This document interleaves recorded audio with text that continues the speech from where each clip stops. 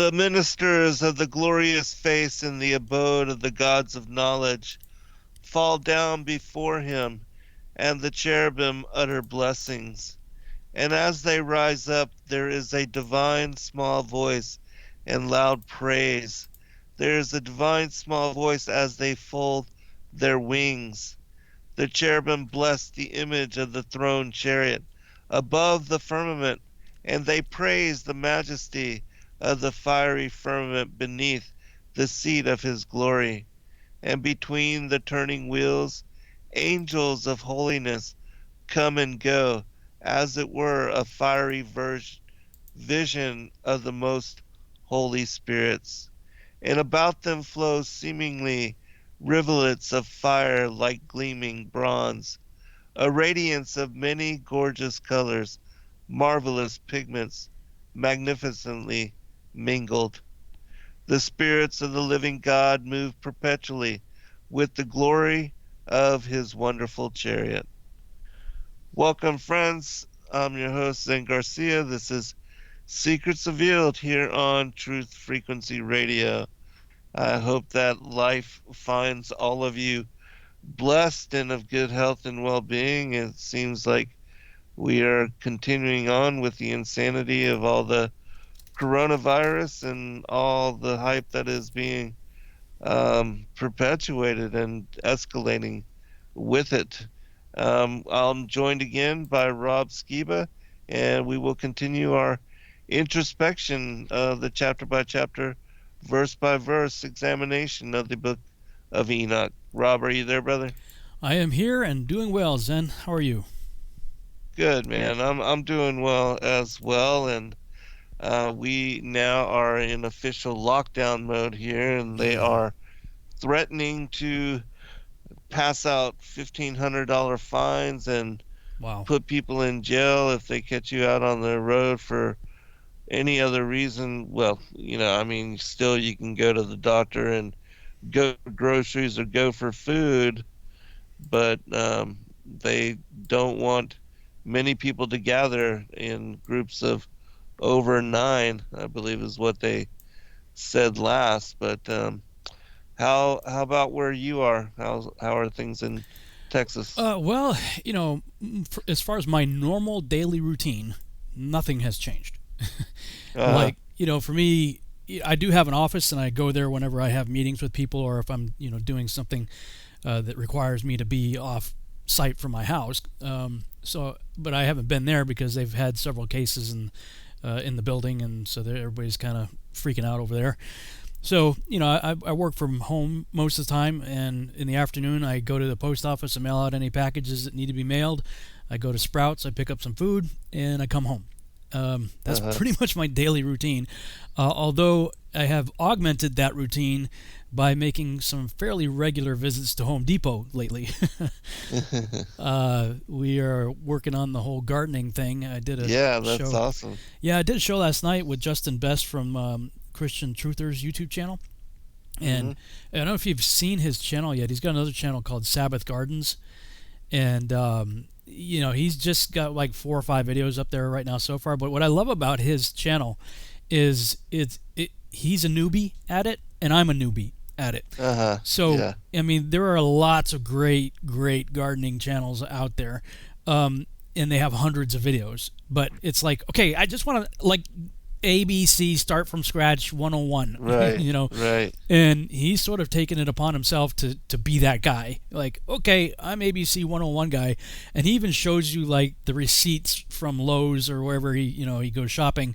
This is what you need to build a raised bed or whatever. And so it's been very helpful. We barely scratched the surface in the show that we did last night because the most part, the first half of it or so, we're really getting to know him and hearing his testimony and whatnot. But, as usual, it becomes a multi-part series, yeah, man, it's been really exciting to see, like, how seeds work. Like, I can't even explain it. Like, I'm having a new relationship or renewed relationship or a new kind of relationship, whatever you want to say, with the Creator right now as we are in the germinating seed stage. We've been doing 7 days ago, so a week ago today, We started these little starter kits. You get these. They're almost like egg crate containers, and Right. you just put the seed in there, and make sure you keep it watered. And I'm amazed at like how quickly some of these seeds just start to sprout, and like beans, like Yeah. they'll get to a good 3-4 inches in a week. Um, Right. and it's just, and what's amazing to me, and there'd be a whole study just in this alone, is like I want to know God's reasoning for the sizes of the seeds.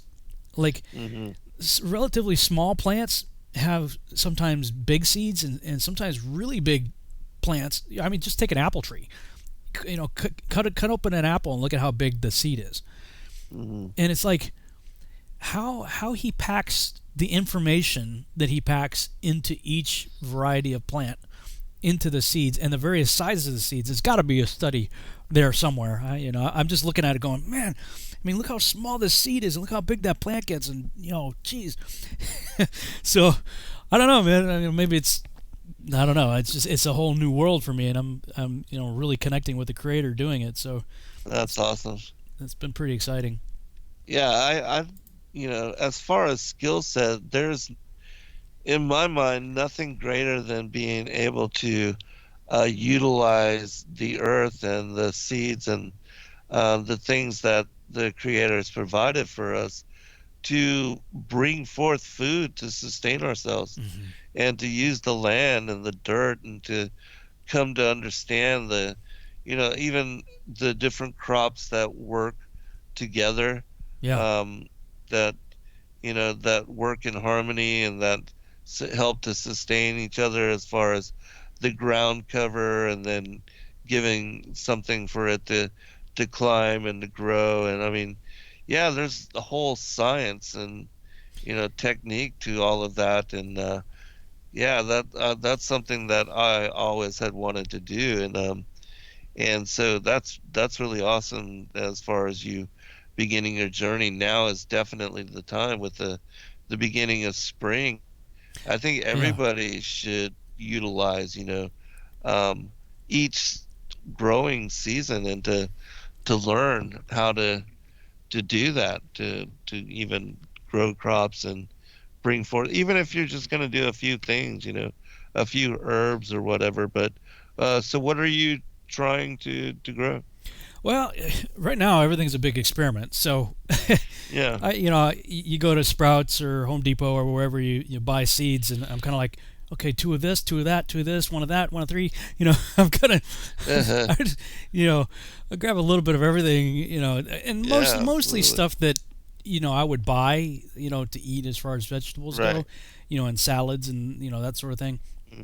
So things that I would buy, and we don't have a very big yard, and and I mean it's a decent size, but only one area, one corner of it actually gets a fair amount of sun. The rest Uh-huh. is in the shade, and so utilizing the space and doing the research. I had Sheila create a spreadsheet for look up each of these, like how deep do the roots go for this plant, how much sun does this plant need, does this plant grow up or does it grow down, you know, and put that all in a spreadsheet. How much sun does it need, and then I'll go figure out where it needs to go in the yard. Uh-huh. Uh, and hydroponics is a whole other neat thing too. So we're doing Right. some experiments with that. Like there's a body armor light is a sort of a energy drink. Well, I don't even say energy, like, more like electrolytes and stuff. But it doesn't have all the usual crap that some of the, like, Gatorade and stuff have. Uh-huh. Um, and so the bottle, um, what is it, 16 fluid ounce bottle. The way it's shaped, the top has sort of a teardrop shape to it. So I'm like, okay, I'm going to cut the top of it off and then flip it upside down with the cap on and drill some holes in the cap for roots, and then put just a little bit of soil in that top part, put seeds in there, and then fill it up with water. And, I'll just put it in different places where the sun is and see what happens, and, like, Right. I mean, just it's like just add water, man. This stuff Oh yeah. grows, and Hmm. it's like way cool to check it out.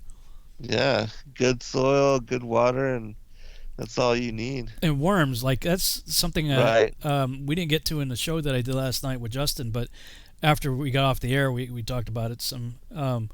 because I had these large like Rubbermaid bins, and I'm Uh, looking at these bins. I'm going, geez, these would make great raised beds, without having to build anything. right. And so, like the area by the fence has a little bit of a slope to it, so I wanted to level it off so the bins sit right up against the fence, flat. And so, I didn't really till the ground. I just that one area, I did till it a little bit just to level it. And in the process of doing that, I wasn't even thinking. I mean, I'm hacking and digging. And ended up cutting an earthworm, a pretty large one too. And I felt like horrible. I just felt like, oh man, I don't know Uh, how much they feel pain, or I don't know. I was just like, God, please, heal this thing or take away its pain. right. I didn't have it in me to kill Mhm. it, but I didn't know if I already did kill it. It's still moving, but Yeah. I'm like, ah.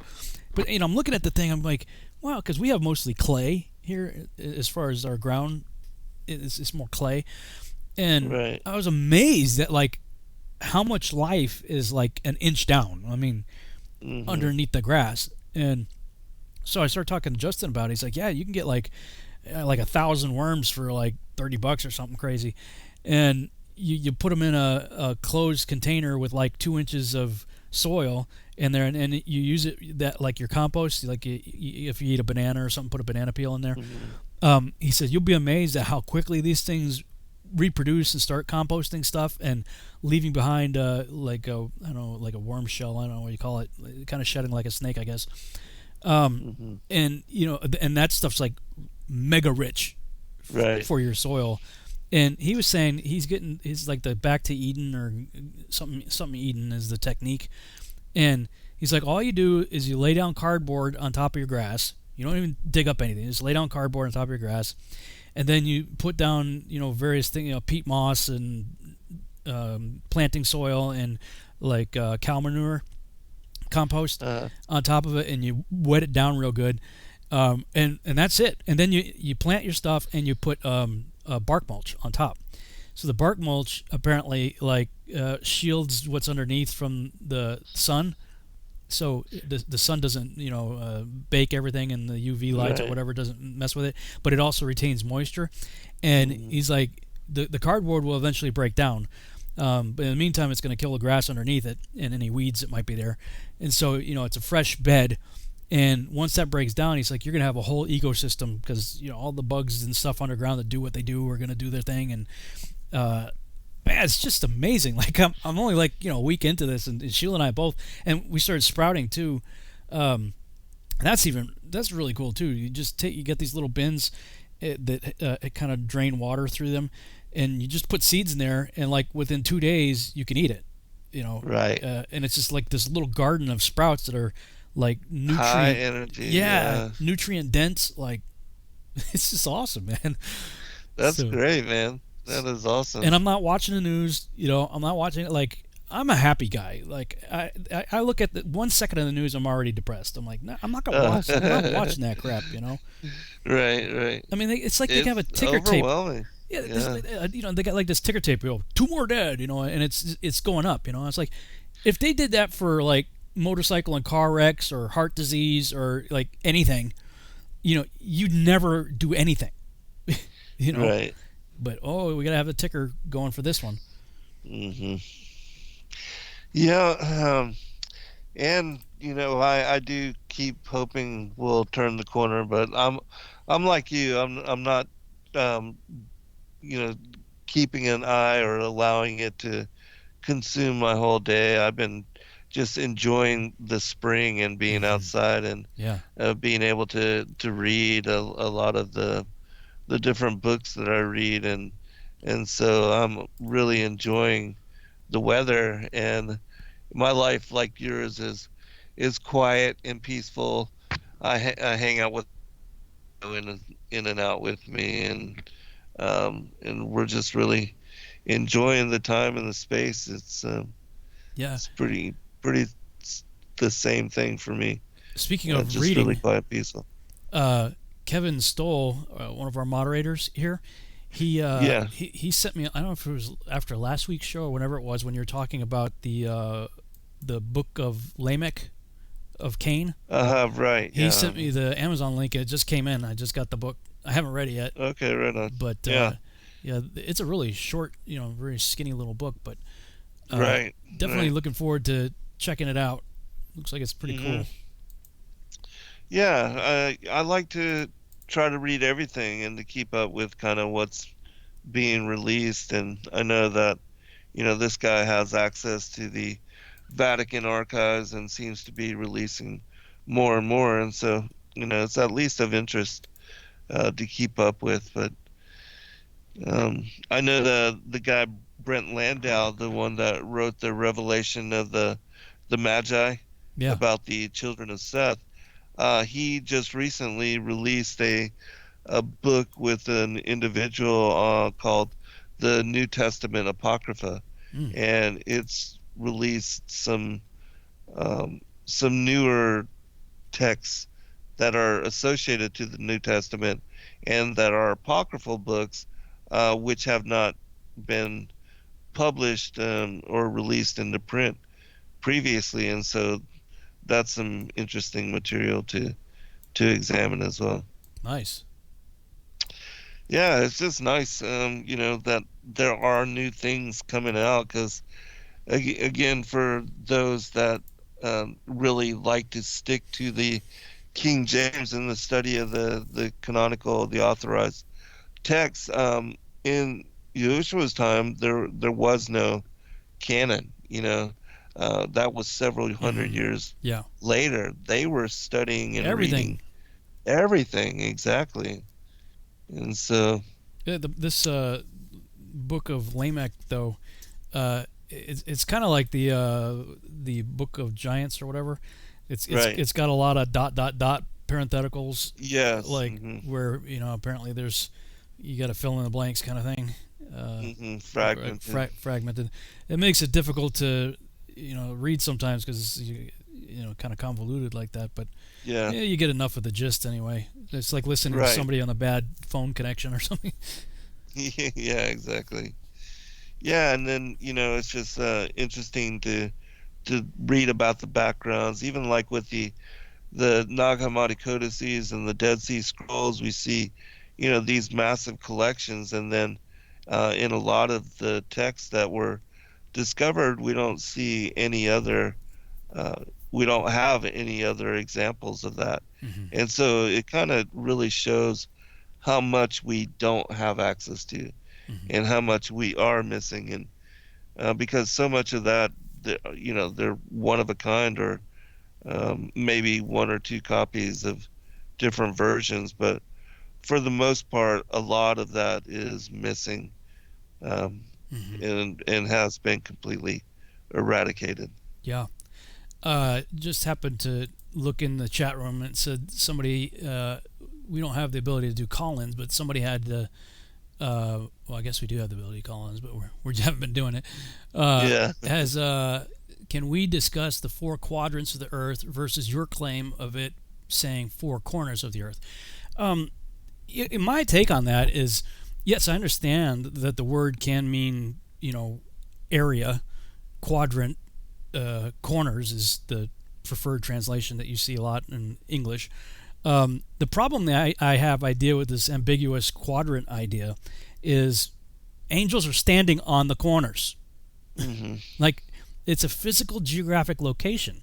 So everybody who wants to refute circular enclosed world cosmology will you go to these various creation ministries or gotquestions.org or whatever apologetic type websites. They'll say, well, the four corners of the earth, that's just the cardinal points, north, south, east, west. And I'm going, well, I can see that being the case from Jerusalem's perspective or Israel's perspective, that Israel being the center of the earth and discussing things from the four directions, north, south, east, west, presumably if you're standing in Jerusalem, from that location. The problem is there's no, other than the military academy, there's no West Point. There's no geographic location labeled west. There's no geographic location labeled east. Um, Now, they might say it's the farthest reaches of the land, and that's been an interesting study also. The whole idea that Eretz, means land as well Uh-huh. as the world that we call Earth. Um, Uh-huh. and some people argue whether or not it's a sound principle, the whole principle of first use, regardless of what people's opinions of it are. The first time the word eretz is used, it's in reference to the world proper, like not just the dirt. In the beginning, God created the heaven. He didn't say in the beginning God created the heavens and the dirt. It says the earth, the whole thing we are standing on called earth. The dry land that is eretz doesn't show up until day 3. Right. So in verse 1, we have the earth proper. And the earth proper was without form and void, and darkness was on the face of the deep. So the earth proper, when I say proper, I'm talking about the world collectively. So twice now, two references we're talking about world proper.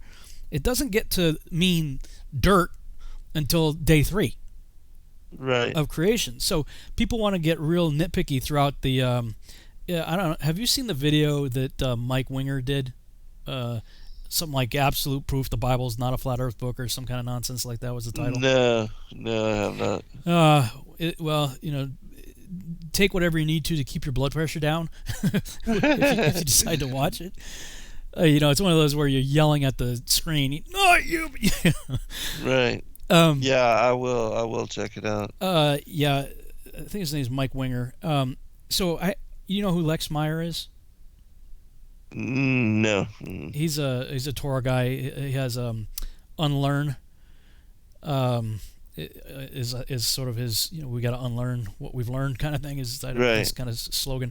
Well, he apparently is friends with Mike Winger. So everybody and their brother was sending me that video when it first came out. And finally I'm like, all right, I'll watch it.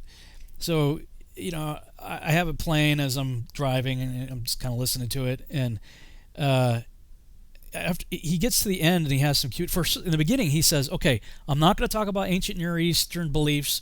I'm not going to talk about the firmament. I'm not going to he gives all this list of things he's not going to talk about. And then he goes for the low-hanging fruit. Right? The real easy ones. Well, that's not talking about that. That's just blah blah blah. That's not this. So I can't say.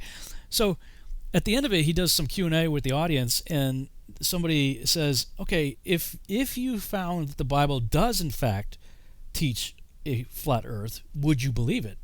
And he kind of took a deep breath. He said, that's a really good question. And he starts off by, he never actually says the doctrine of accommodation, but he's talking about the doctrine of accommodation.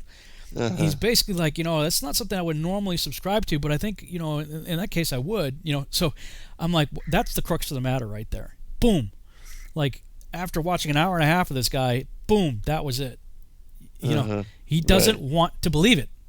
Exactly, yeah. That's just the bottom line. You don't want to believe it. So, I'm really, I'm sitting there and I'm at a red light and I'm like steaming, and I'm like, Father, do I need to stop everything I'm doing and address this guy? Answer this guy, right. And I have many days like that where people, I'm listening to or seeing or whatever, I'm like, I just want to, debunk all the debunkers, Right. And right as I'm praying that, I get a phone call from Lex Meyer. He says, yeah, you ever hear of a guy named Mike Winger? I'm like, as a matter of fact, I literally just finished watching his video. It was just praying whether or not I need to address him. Why? He said, well, because he's wondering if, because he knew that Lex knows me. So he said, Lex says, Mike's wondering if I could give him your phone number. I said, yeah, sure, that should be interesting. Go ahead, And so he calls me, and he was thinking, hey, can I get you to come on my show and we can, discuss this? And I was thinking, it'd be interesting to have him on my show to discuss this, And I said, listen, man, I'm not interested in a debate, because I'm a passionate and competitive person, and if we're going to get into debate, I'm going to spend a significant amount of time getting to know who you are, how you think, learn where your weaknesses are, because then I'm going to destroy you. Metaphorically speaking, of course. Right. And I don't have time for that. He said, well, okay, okay, well, maybe we could just have a discussion. I said, okay, how do you see that going? He said, well, I thought we could just talk about the points that I raised in my video. And I said, well, okay, but I would rather discuss the title of your video, because the title of your video says, absolute proof or incontrovertible, whatever it was worded. It was like, absolute proof the Bible is not flat earth. And I think we should start at Genesis. And man, Yeah, he did exactly. not want to go there. Why do we need to do that? I'm like, are you kidding me? Why are you even asking me that question? Right, Really? right. I mean, do you want to talk about the creation from God's perspective and as he laid it out in his word? I mean, come on. Yeah, seriously. So, we get into all this stuff, the quadrants, the corners, and look, Revelation says there are angels standing on the corners. So they just put a geographic location to east and west. Uh-huh. And you can't do that. There are no geographic locations called east and west. So I hope I answered that question. That was a long answer in the chat room, but it's stuff like this. I mean, you just keep running into one thing after another, and you're like, finally, you just have to say uncle. Right. Yeah, there's so much of it. That's all you would be doing, really. Pretty much. Yeah. All right, we'll be right back, everyone, for a second portion.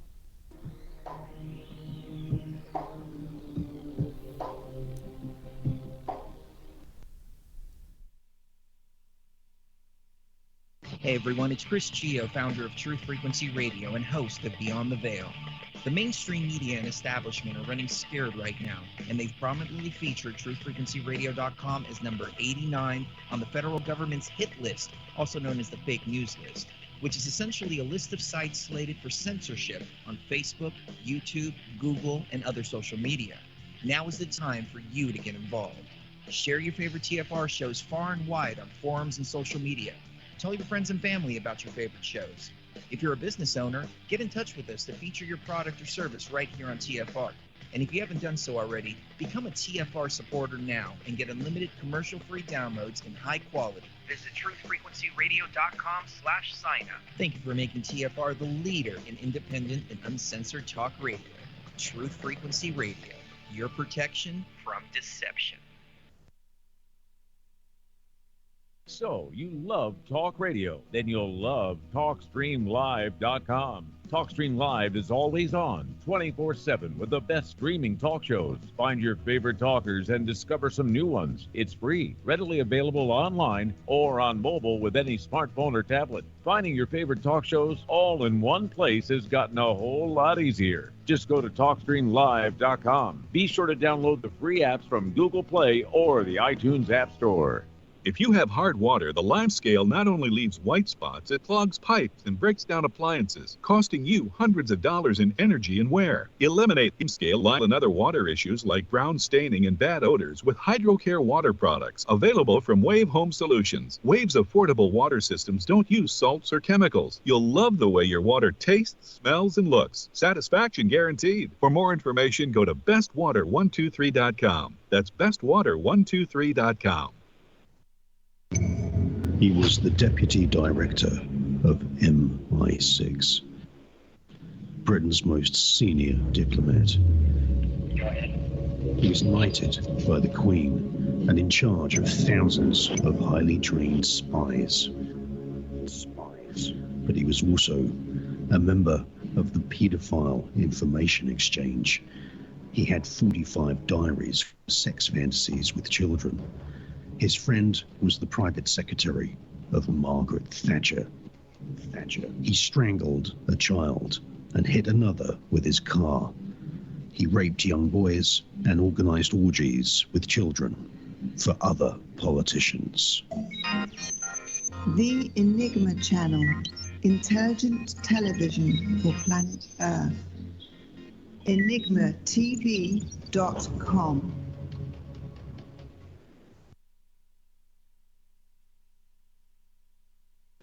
You're listening to the Truth Frequency Radio Network. No hate, no hype, no fear.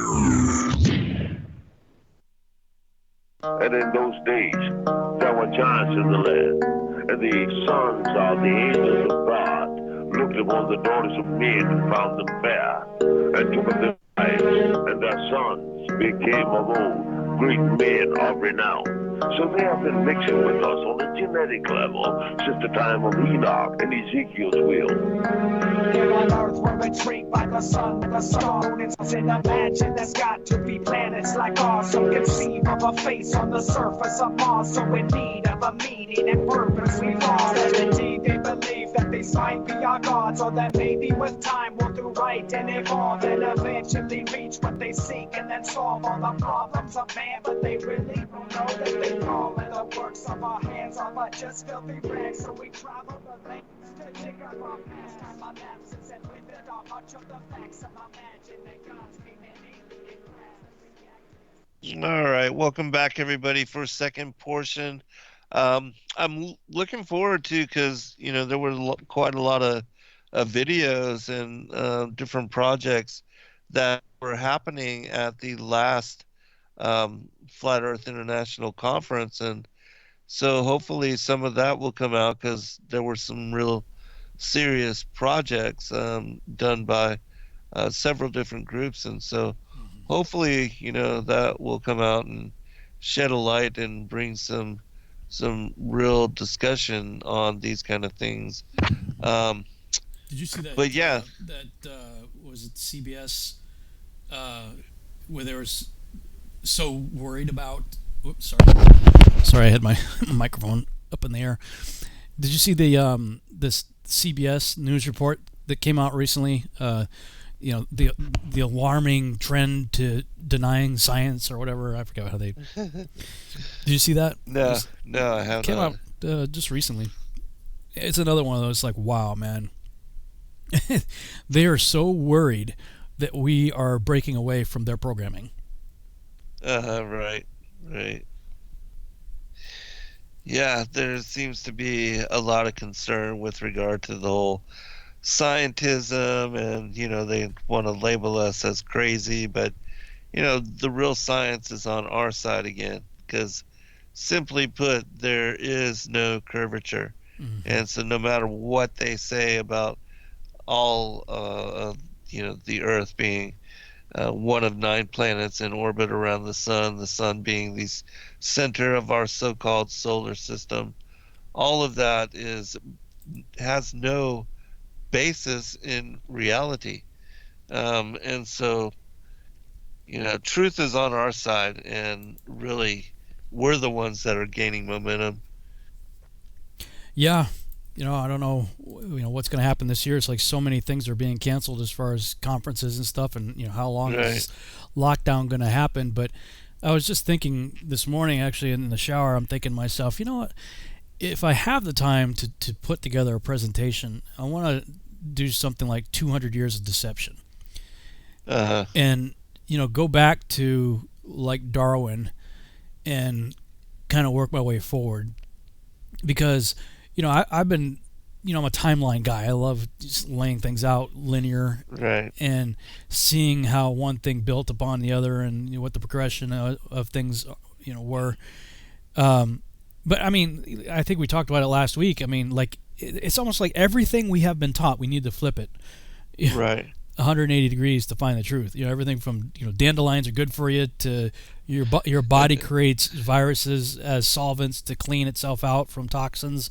You don't catch a virus. And fevers are actually good. Fevers are actually good for you. It's like everything. It's like, how did we get so completely off track?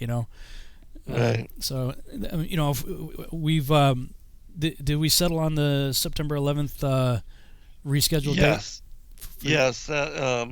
Even if it doesn't work for everybody, the only 3 that have not replied yet are Nathan Reynolds and Stephen Inyana Benoon, but everybody else has agreed to, and so those are going to be the dates. We'll do the Georgia Guidestones on September 11th, and then have the following 2 days. Yeah, exactly. To actually make up the conference, and I do hope that we are over all of this and things return back to a semblance of normality by that time. Mm-hmm. Yeah. Well, we'll see.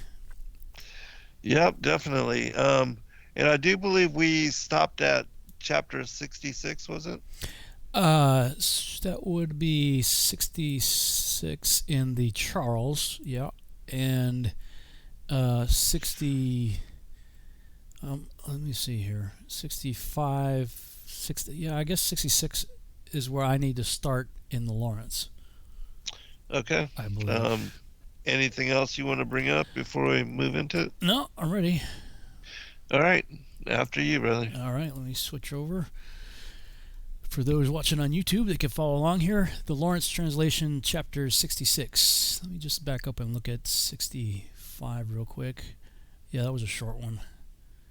The angels that presided over the waters. Yeah, we talked about that. Yep. Right. Okay, 66. In those days the word of God came to me and said, Noah, behold, thy lot has ascended up to me, a lot void of crime, a lot beloved and upright. Now then shall the angels labor at the trees, but when they proceed to this, I will put my hand upon it and preserve it. The seed of life shall arise from it, and a change shall take place, that the dry land may not be left empty. I will establish thy seed before me forever and ever, and the seed of those who dwell with thee on the surface of the earth. It shall be blessed and multiplied in the presence of the earth, in the name of the Lord. And they shall confine those angels who disclosed impiety. In that burning valley it is that they shall be confined, which at first my great-grandfather Enoch showed me in the west, where there were mountains of gold and silver, of iron, of fluid metal, and of tin. I beheld that valley in which there was great perturbation, and where the waters were troubled. And when all this was effected, from the fluid mass of fire and the perturbation which prevailed in that place, there arose a strong smell of sulfur, which became mixed with the waters in the valley of the angels, who had been guilty of seduction, burned underneath its soil. Through that valley also rivers of fire were flowing, to which those angels shall be condemned, who seduce the inhabitants of the earth. And in those days shall these waters be to kings, to princes, to the exalted, and to the inhabitants of the earth, and for the healing of the soul and body, and for the judgment of the spirit. Their spirits shall be full of revelry, that they may be judged in their bodies, because they have denied the Lord of spirits. And although they perceive their condemnation by day by day, they believe not in his name. And as the inflammation of their bodies shall be great, so shall their spirits undergo a change forever. For no word which is uttered before the Lord of spirits shall be in vain. Judgment has come upon them, because they trusted in their carnal revelry, and denied the Lord of spirits. In those days shall the waters of that valley be changed. For when the angels shall be judged, then shall the heat of those springs of water experience an alteration. And when the angels shall descend, the water of the springs shall again undergo a change and be frozen. Then I heard holy Michael answering and saying, This judgment with which the angels shall be judged shall bear testimony against the kings, the princes, and those who possess the earth. For these waters of judgment shall be for their healing, and for the death of their bodies. But they shall not perceive and believe that the waters will be changed and become a fire, which shall blaze forever. Okay, 60, that's 67 in the R.H. Charles. Yep. For me, so I'll just read from there. Okay. And in those days the word of God came unto me, and he said unto me, Noah, thy lot has come up before me, a lot without blame, a lot of love and uprightness.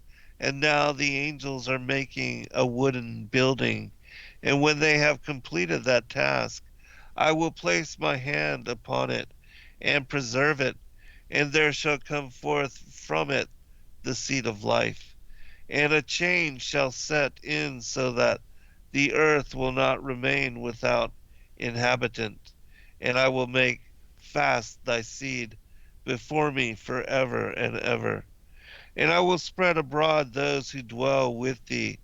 It shall not be unfruitful on the face of the earth, but it shall be blessed and multiply on the earth in the name of the Lord. And he will imprison those angels who have shown unrighteousness in that burning valley, which my grandfather Enoch had formerly shown me in the west among the mountains of gold and silver and iron, and soft metal and tin. And I saw that valley in which there was a great convulsion and a convulsion of the waters. And when all this took place from that fiery molten metal, and from the convulsion thereof in that place, there was produced a smell of sulfur, and it was connected with those waters in that valley of the angels who had led astray mankind, burned beneath that land. And through its valleys proceed streams of fire, where these angels are punished who had led astray those who dwell upon the earth. But those whose waters shall in those days serve for the kings, for the healing of the body, but for the punishment of the spirit. Now their spirit is full of lust, that they may be punished in their body. For they have denied the Lord of spirits, and see their punishment daily, and yet believe not in his name.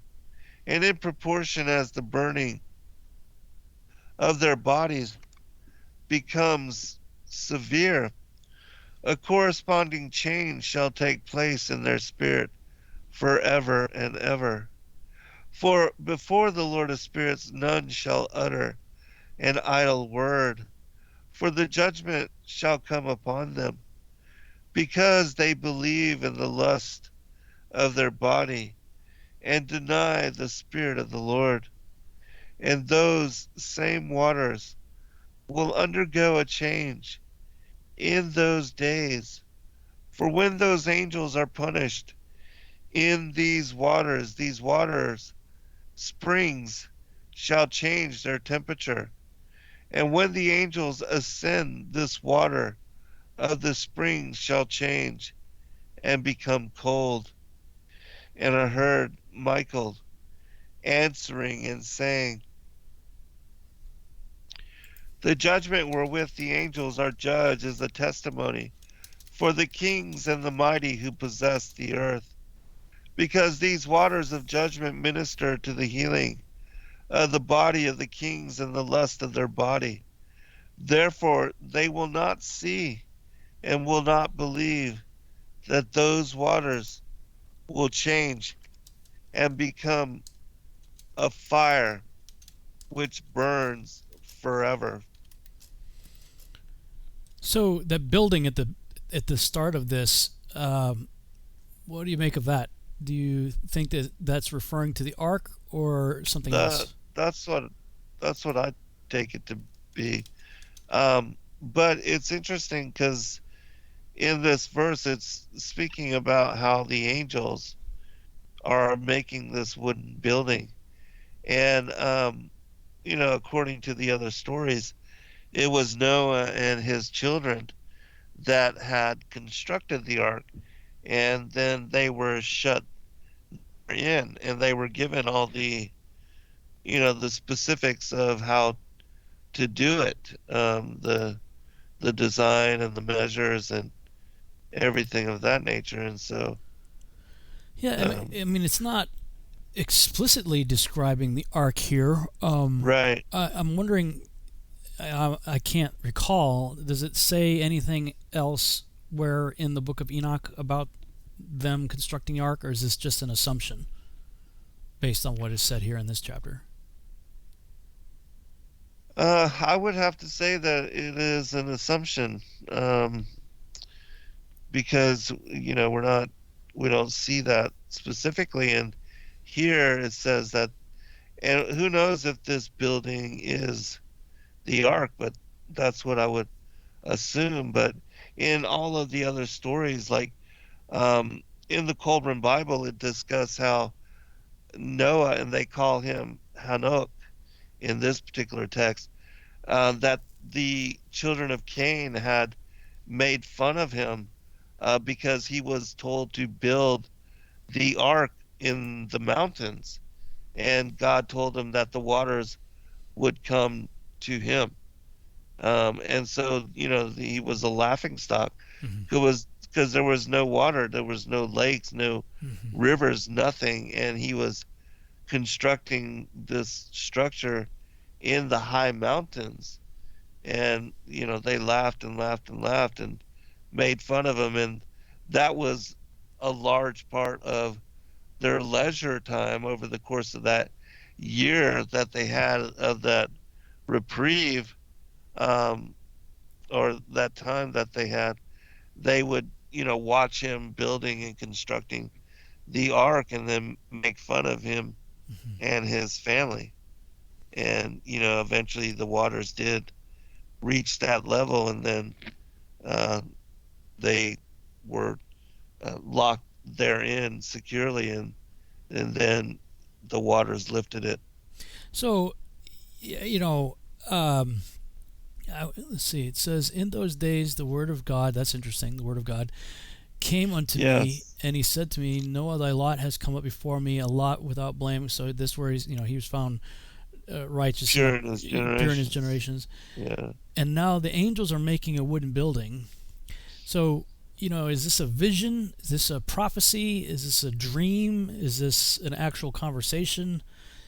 What are your thoughts on, like, how is this conversation playing out? Yeah, I do think that it is a conversation, and that, of course, the word of the Lord, that is Christ Yahushua speaking to him, and it shows just like in the Pentateuch, the Aramaic Targum, you see the interactions of the word of the Lord with all of the different patriarchs and the prophets all throughout the history of Israel. I think that here the Book of Enoch is referencing the same, that this is Yeshua speaking to Noah.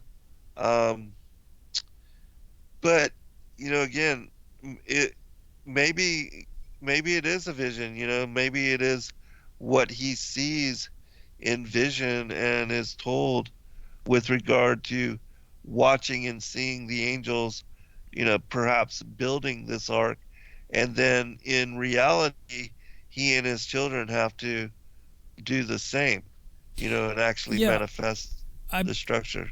I backed up to 64 in the Lawrence, and that's where we saw Noah going to the ends of the earth to go see his great-grandfather Enoch.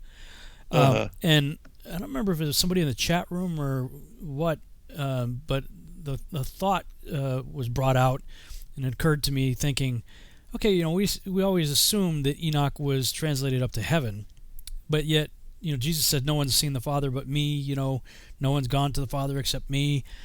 He makes these statements, and those are one of the arguments that people use against the Book of Enoch. Is like, how did he get to do it if Jesus said no one's done it but him? And so, maybe a way of reconciling that is, in Genesis, all we get is Enoch walked with God and was not, for God took him. It doesn't tell you where he took him. We always assume where he took him. But I mean, what if there's an outer region at the edge of the dome that is habitable, and maybe that would explain the 500th year of Enoch's life, is he's still here, still accumulating age, at the time when he was 500 years old, 200 plus years after, or so after, it says Enoch walked with God and God took him at 365. Right. So, or maybe close to 200 years, whatever. So maybe, because, when you describe his early accounts of what he's seeing, it may line up actually quite interestingly with the stuff that the Ancient Aliens crowd is talking about. When I went to the Contact in the Desert conference last year, and they canceled this one this year, by the way, because of COVID-19. It was supposed to be next month. But they were all about Antarctica, man. Like, literally every other session, somebody was talking about Antarctica. Like, it's the focus of the whole world. We had various dignitaries from around the world, congressmen, presidents, and, going down there recently. I mean, just within the last few years. The patriarch, the Orthodox Church, Right. Lots of weird stuff, and then going down there and all kinds of discussion about the black sun and huge walls that have strange writing on them, and Right. of course they want to spin it off as to be like an ancient alien civilization crashed there centuries or millennia ago, and they're about to reveal themselves again and what have you. So they spin it in that direction. But what if, just throwing out a what if here, what if there is an abode beyond the dome where various beings exist, including perhaps Enoch? Because Noah was aware of a geographic location that he could go to on Earth to find Enoch.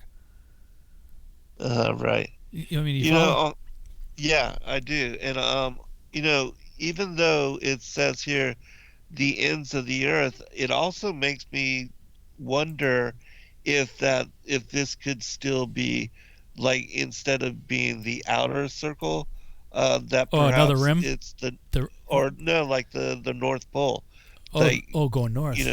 Yeah, that would be the ends of the earth as well, just on the other end, yeah. Interior, yeah.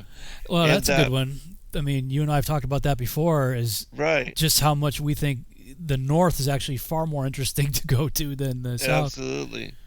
Yeah, because that's Jacob's ladder. That's the entrance for both the throne of the Most High God, as well as the hollow earth entrance into Sheol, and then the whole thing of Shambhala, Asgard, Thule, all these Hyperborea, all these different places in consideration, and then the Mount of the Congregation as well.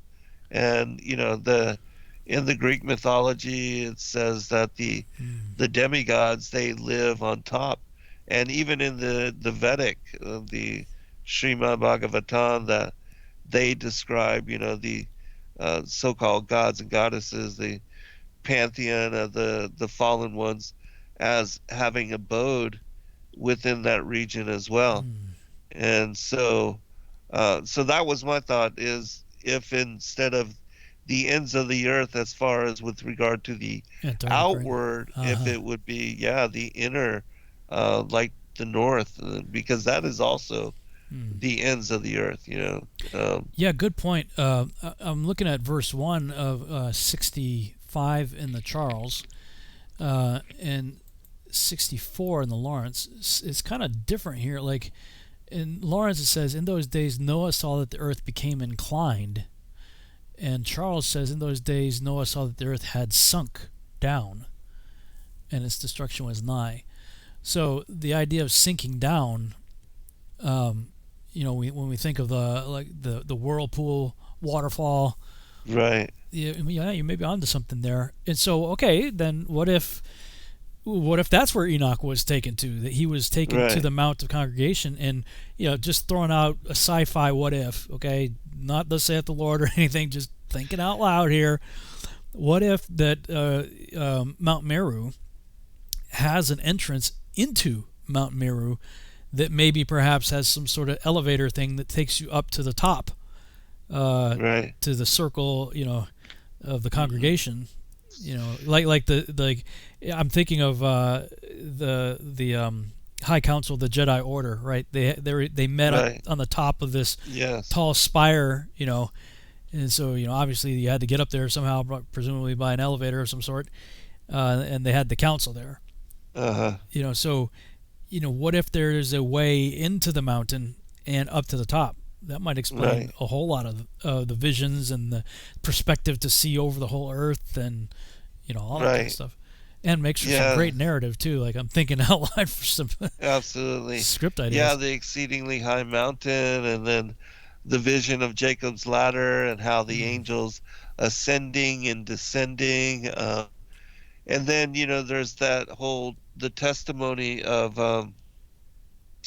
the one fallen angel that describes to Solomon about how the fallen angels, they have no rest in the upper heavens, whereas the holy angels, they have a place where they can hang out and communicate and share prophecy and have discussions with the Most High God. But with regard to the fallen ones, they have to exert themselves to get up that high and then strain themselves to remain there even for long enough to hear or to catch rumor or to hear a prophecy. And then once they are exhausted and can't sustain themselves, they fall like a shooting star. That's the testament of Solomon, the chapter 113.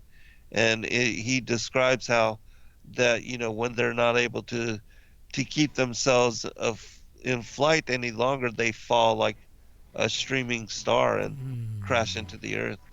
Interesting. All right, we'll be right back, everyone, for second hour.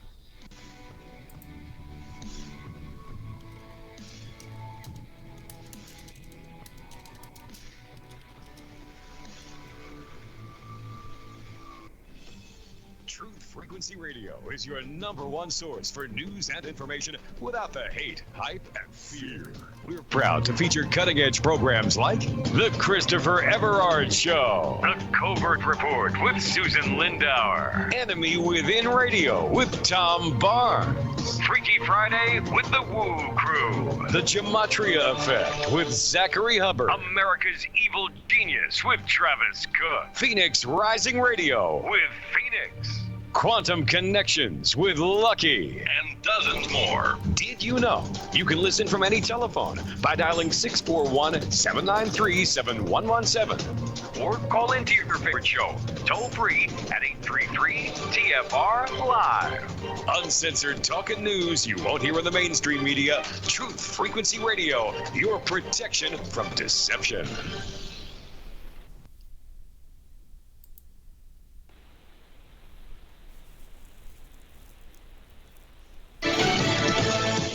A somber milestone. I'm Lisa Lacera, Fox News. The number of confirmed cases of COVID-19 worldwide has surpassed 1 million. In California, the number of cases is growing. Los Angeles County's Public Health Director, Dr. Barbara Ferrer, says in the past 2 days, they've reported an additional 1,000 cases, bringing the total number of people infected to more than 4,500. Ferrer reported additional deaths, bringing that total to 78. 241 people are in the hospital, with a little more than a quarter of them in the ICU. But I do want to note that 5 people in the ICU are under the age of 35, and a couple of the people who are young don't have any underlying health conditions. Testing's increased, but California is seeing a very large backlog of more than 59,000 test results. Jessica Rosenthal, Fox News. Governor Gavin Newsom is encouraging people to wear masks in public. New York City's mayor is also encouraging it. Not enough people are social distancing. That's the message from White House Coronavirus Task Force Coordinator Dr. Deborah Birx. She says that's what incoming data suggests, and that the U.S. infection and death rate from the virus is similar to what Italy is facing. Italy has a population of about 60 million and has recorded nearly 14,000 deaths. The U.S., with a population of about 327 million, has recorded more than 5,800 deaths and more than 240,000 infections. Also at the task force briefing, Treasury Secretary Steve Mnuchin said small business owners should apply for loans immediately. We now need to execute. We need to get money to small business and American workers, and that's what we're doing. The SBA and Treasury committed to get this program up and running tomorrow. The small business loans are part of a more than $2 trillion relief package signed by the president last week. Washington Governor Jay Inslee extending his state's stay-at-home order through May 4th. America's listening to Fox News.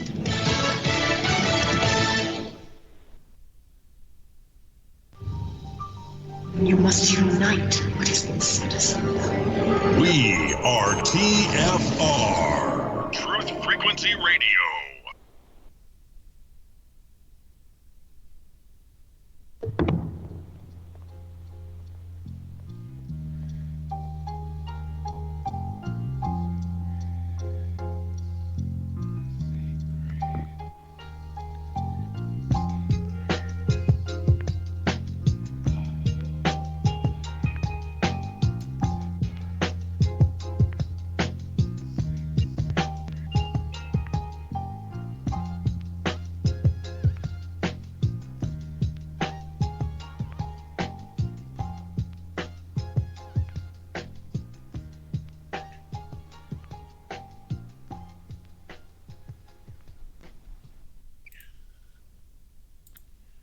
I therefore, having heard this, glorified the Lord God, and again I questioned the demon Orneus, saying, Tell me how ye can ascend into heaven, being demons, and amidst the stars and holy angels intermingle.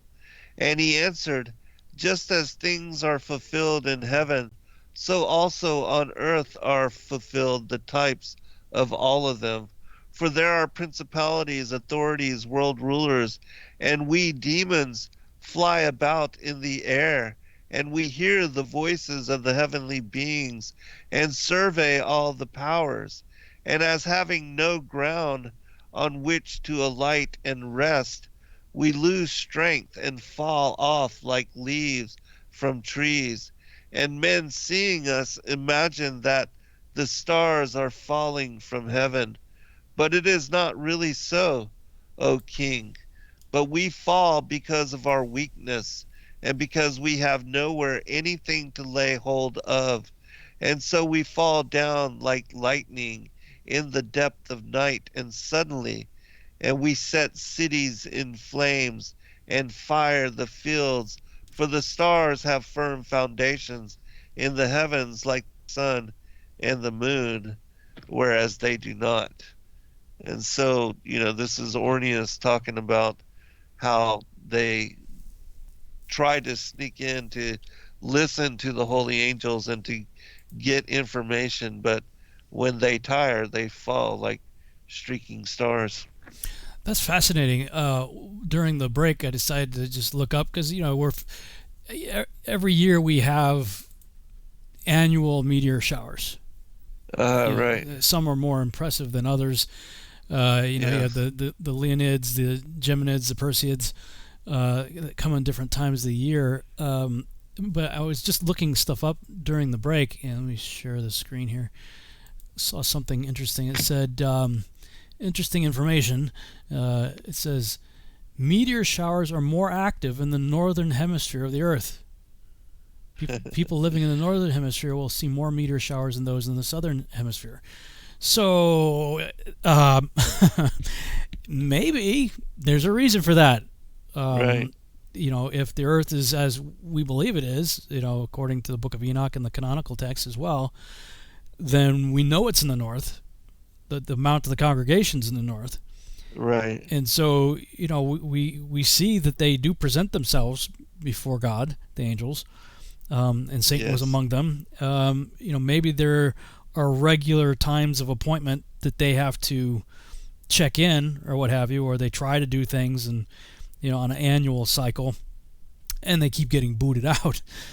I don't know. I mean, people ask that question all the time. It's like, what are meteors? I'm like, look, I don't know. I mean, the question that's moving the goalpost, as far as I'm concerned, the question is, what's the shape of the Earth? So why did the first thing you do is look up in the sky? Right. But I mean, to be fair, those are interesting questions, and we should try to see what we can figure out. But I mean, we have ancient texts saying what you just read, and then we have a science website saying, yeah, you're going to see the most in the north. Well, maybe that's why. I don't know. Right. Yeah. And I do think that, it describes also in the scriptures that at certain times that the windows of heaven are open for the coming and the going of angels in this different manner. And that traditionally there's different celebrations, and even the blessings are poured forth in different manner on different occasion.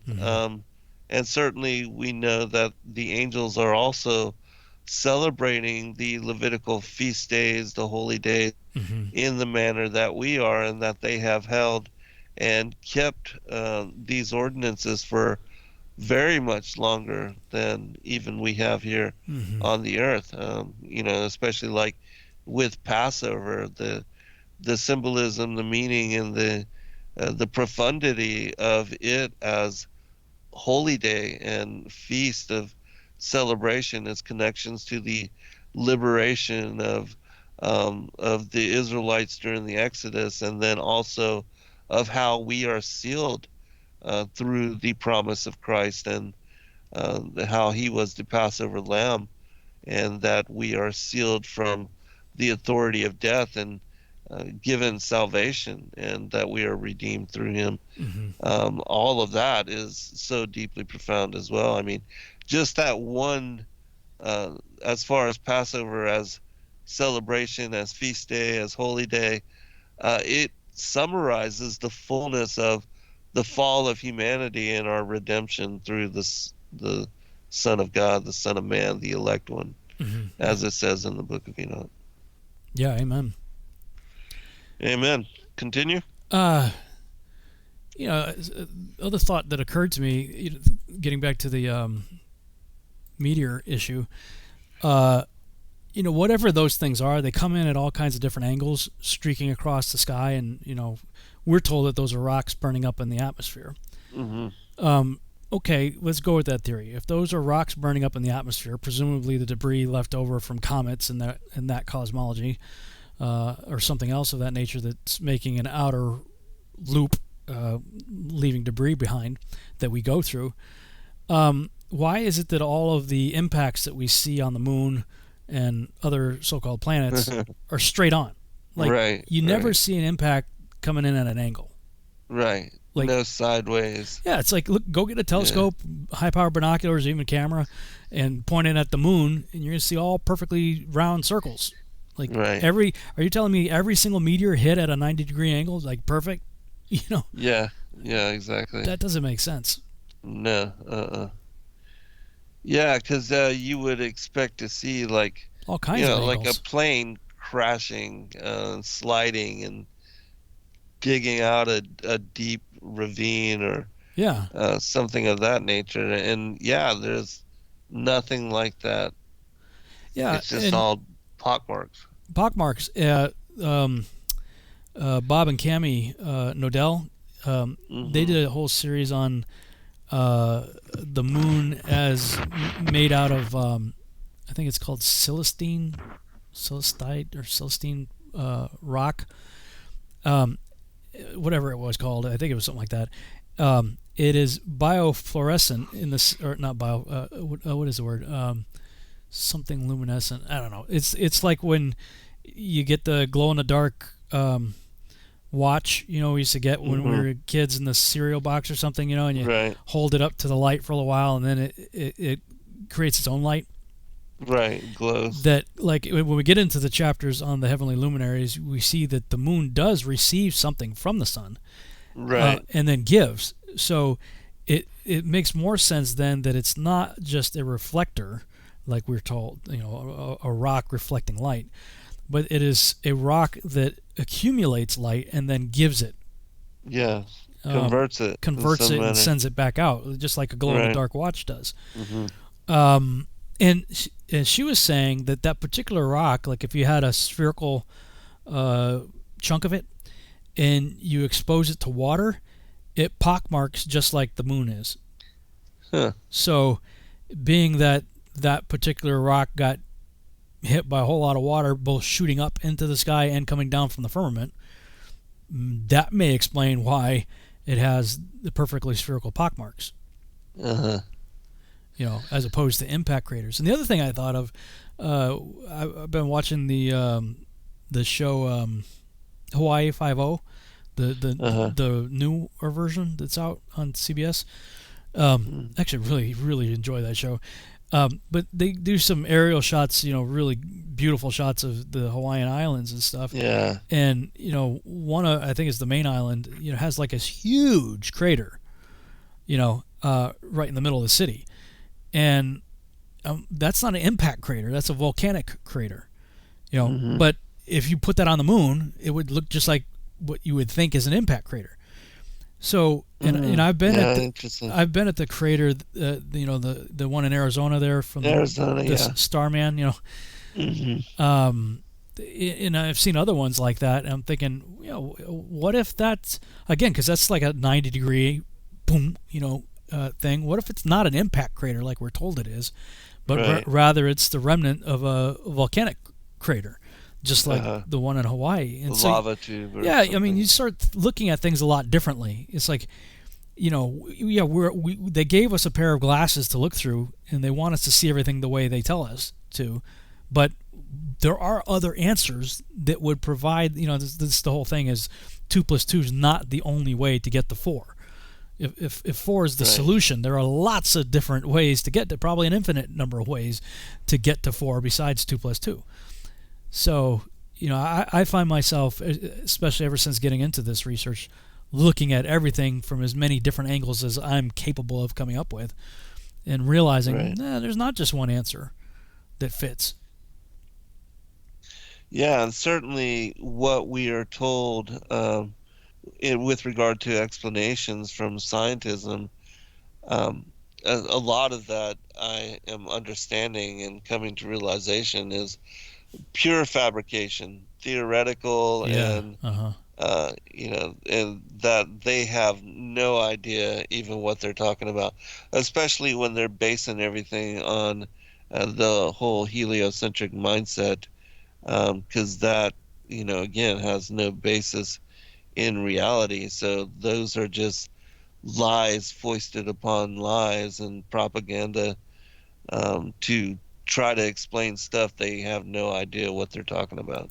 Yeah, exactly. Yeah. Okay.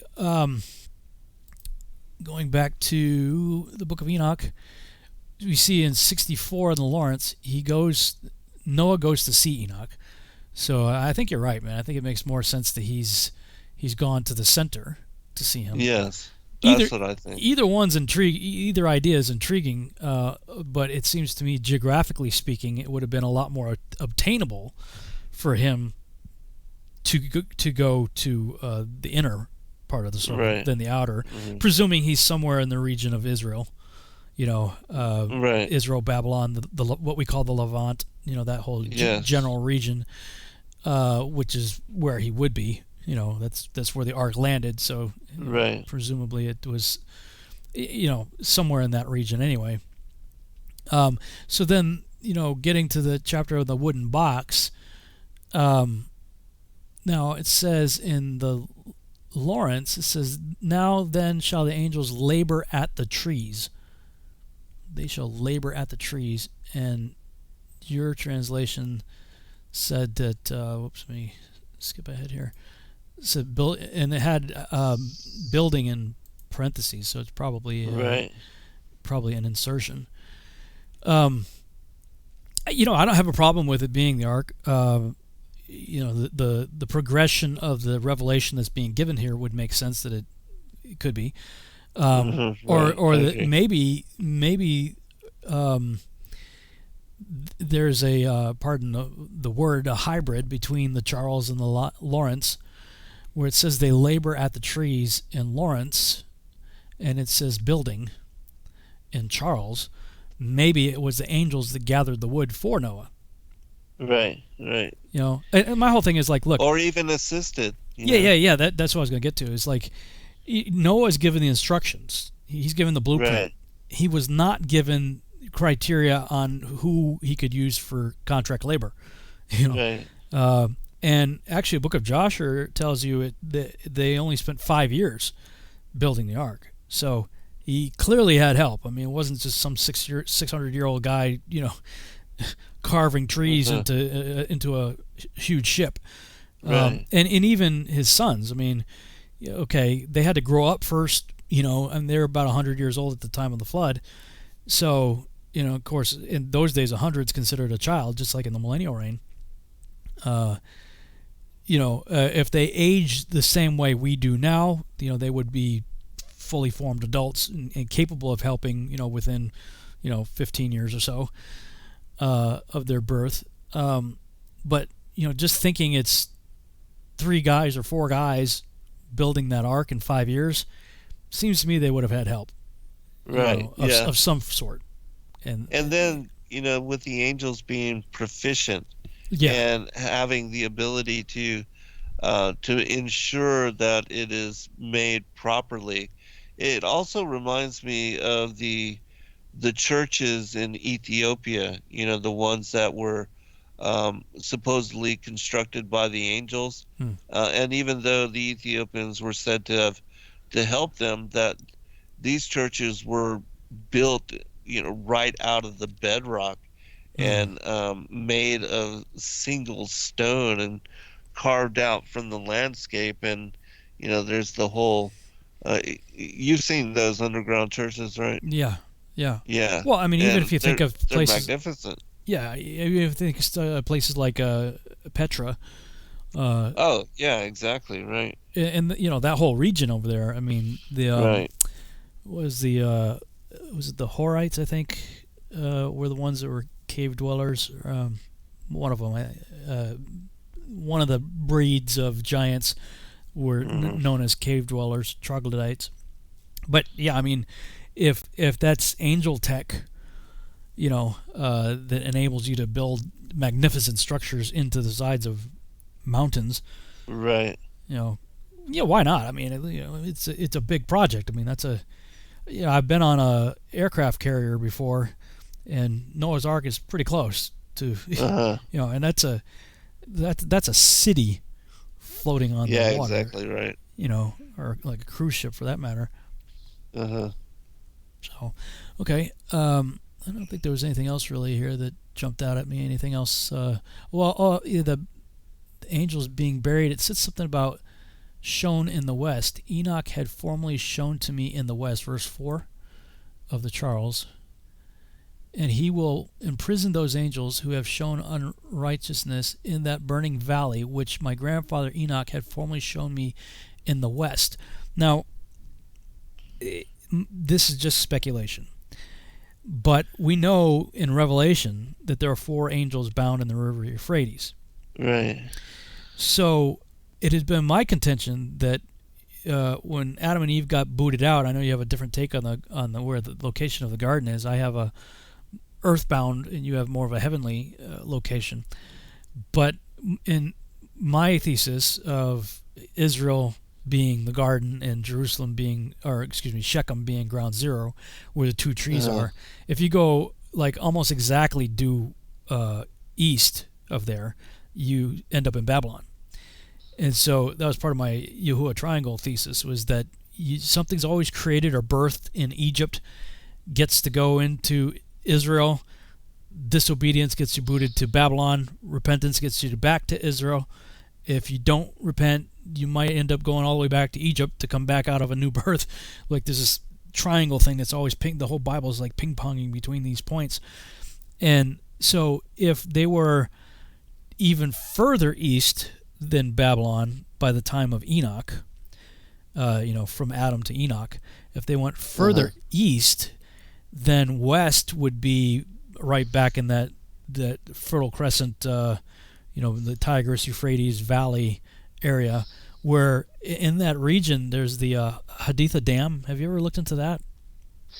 No, I have not. Let me just do a quick search here. Is that the one that kind of brought up all the waters?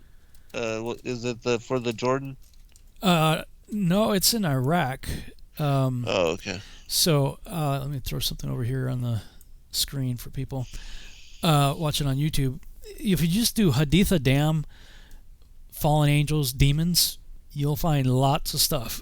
Oh, okay. Yeah, I remember the stories. Yeah. That you had told me about the soldiers. Yeah, actually, I meant to get into it with Justin Best last night on the show. I didn't on the show, but we talked about it off the air. He was stationed there for quite some time.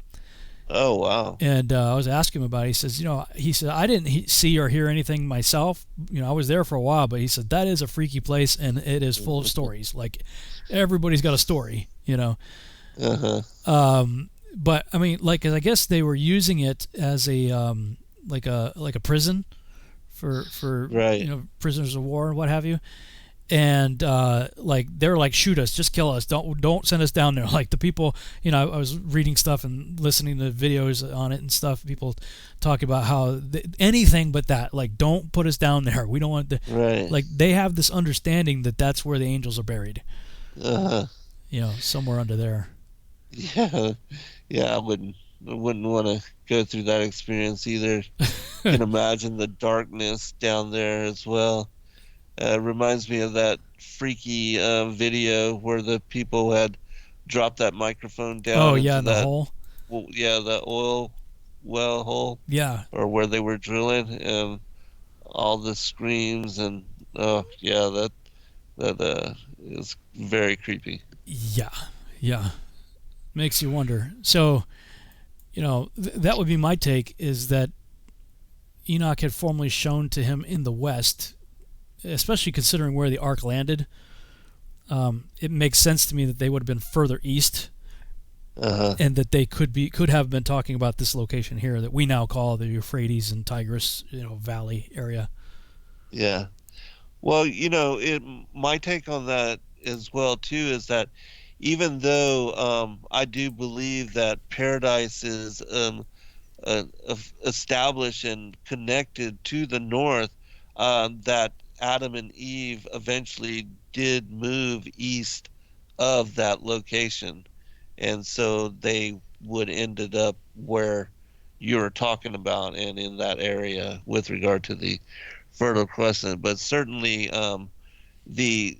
as far as the North Polar projection map, looking at it from Gerardus, the Mercator map, that area being subdivided into 4 sections, the 4 rivers, it certainly seems to be connected in some manner to that. But definitely the rivers do elongate further from that particular region, and come down and out to even what we are talking about with regard to the Mesopotamian area and that valley and all.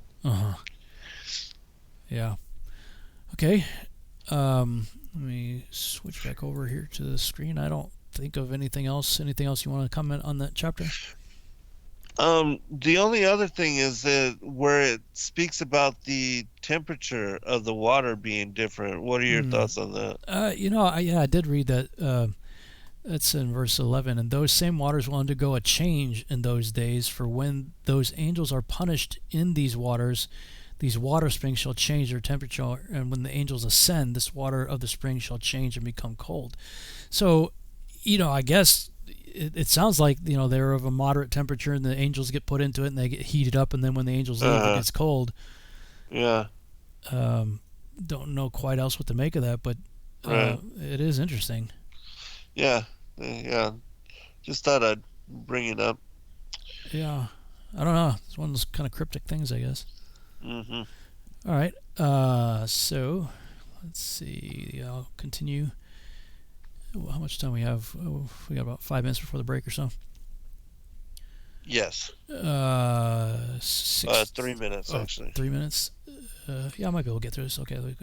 67 in the Lawrence. After this, he gave me the characteristical marks of the secret things in the book of my great-grandfather Enoch, and in the parables which had been given to him, inserting them for me among the words of the book of parables.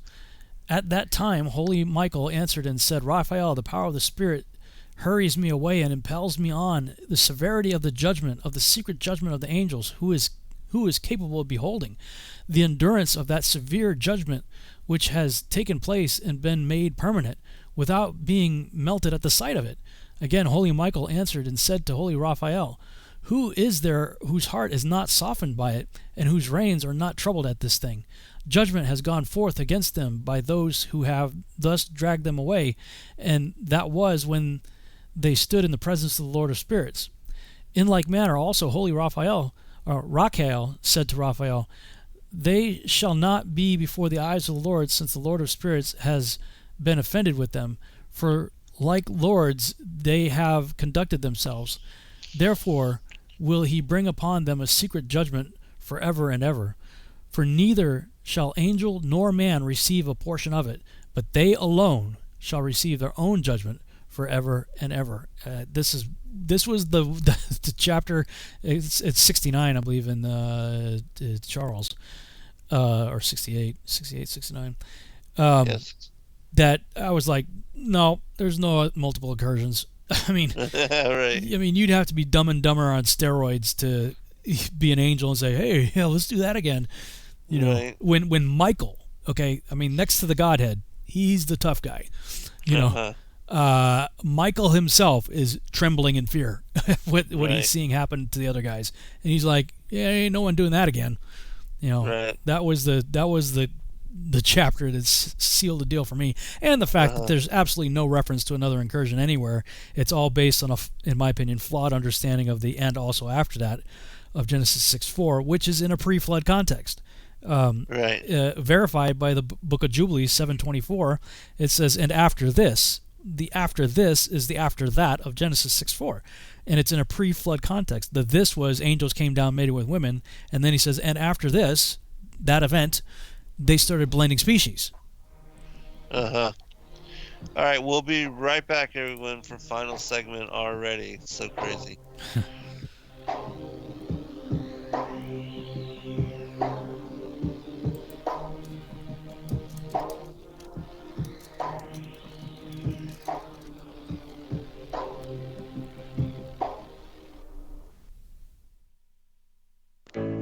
The reviews for Extendivite are amazing. Here are some from Amazon. September 2018.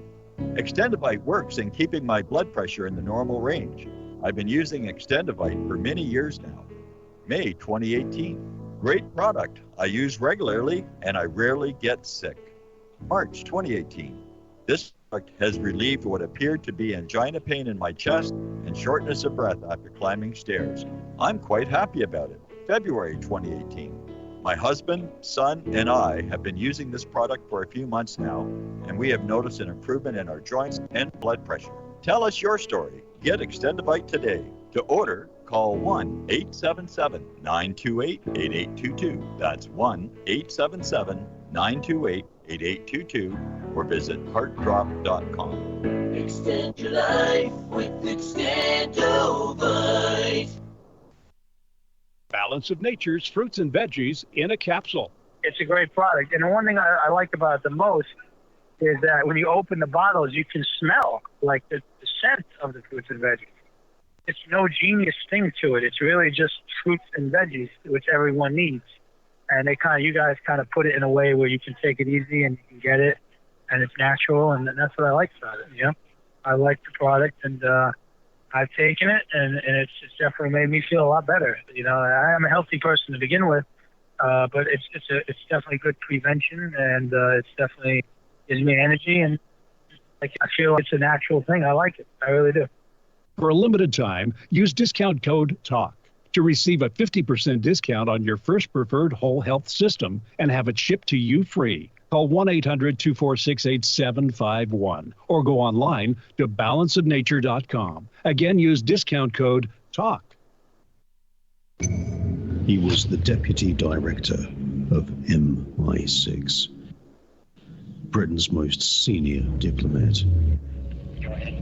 He was knighted by the Queen and in charge of thousands of highly trained spies. But he was also a member of the paedophile information exchange.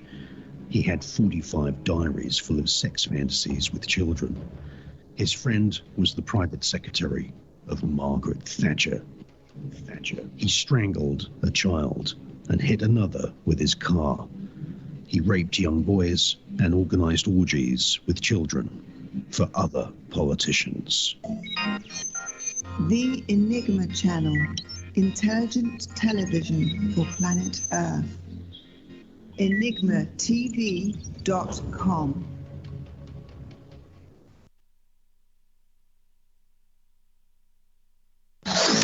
No hate, no hype, no fear. We are TFR. Your protection from deception.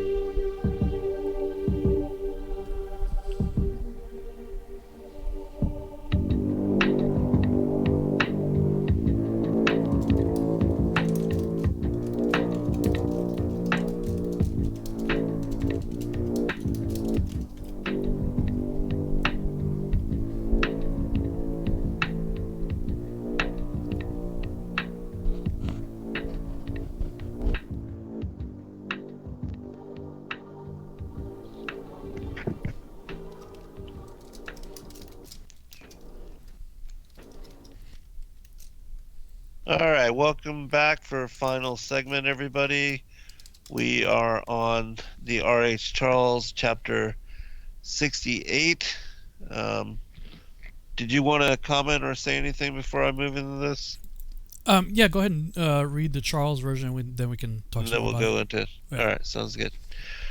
And after that, my grandfather Enoch gave me the teaching of all the secrets in the book and the parables, which had been given to him, and he put them together for me in the words of the book of the parables. And on that day, Michael answered Raphael and said, "The power of the Spirit transports and makes me to tremble because of the severity of the judgment of the secrets, the judgments of the angels.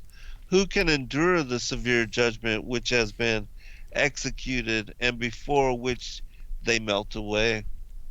And Michael answered again and said to Raphael, "Who is he whose heart is not softened concerning it, and whose reins are not troubled by this word of judgment that has gone forth upon them because of those who have thus led them out?"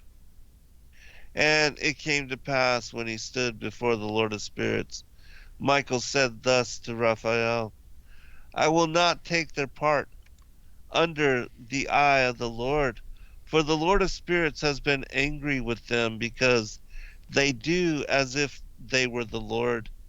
Therefore, all that is hidden shall come upon them forever and ever. For neither angel nor man shall have his portion in it, but alone they have received their judgment forever and ever." Seems pretty definitive to me. No one else is going to do that. Right? Absolutely. Just a couple days ago, we were talking about how just stupid the angels that decided to make a pact, the 200 watchers, they all made this pact to do and commit this sin and to give up their eternity to have the chance to go and lust after women. I mean, that's got to be the dumbest thing that you could do. And yet they all bound themselves in mutual imprecations to follow it out and to not turn away from it. And it's just absolutely mind-blowing that and the angels would give up their eternity just to indulge in sexual activity with the daughters of Cain. Yeah, well, maybe there are sheeple in heaven too. Yeah, they got some kind of heavenly CNN or something up there that the devil is in charge of the media department, and right. I mean, he had to have sold them on a real bill of goods to get. Oh my goodness! Well, because it's my belief. I can't recall a text that would specifically say this, but it's my belief that these 200 are part of the 1/3 that went with Satan, and that this was a part of a plan. When we see the first prophecy in the Bible is in Genesis 3:15, where Yahuwah tells the devil that Eve's seed's going to crush his head. And I always say to my audience whenever I'm talking about this in a conference, I'm like, getting your head's a bad thing. Getting your head crushed is a bad thing, right? I mean, if you're receiving that prophecy, her seed's going to crush your head. What are you going to do to her seed? Well, you're going to jack it up. You're going to do everything you can to prevent her seed from happening. Right. Now, in reference to the whole serpent seed idea, that just makes more sense to me now. That because it says her seed and his seed, serpent, will be at war. Well, I mean, if there is no seed of the serpent, there's no war.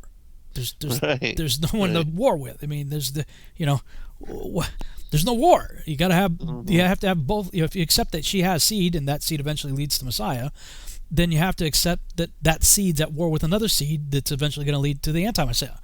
Yes, absolutely. In the final battle. So, have you? I don't know why this popped in my head, but do you remember the Christian musician Carmen? No. Okay. Maybe we have to get off the show to just look up Carmen and the Champion.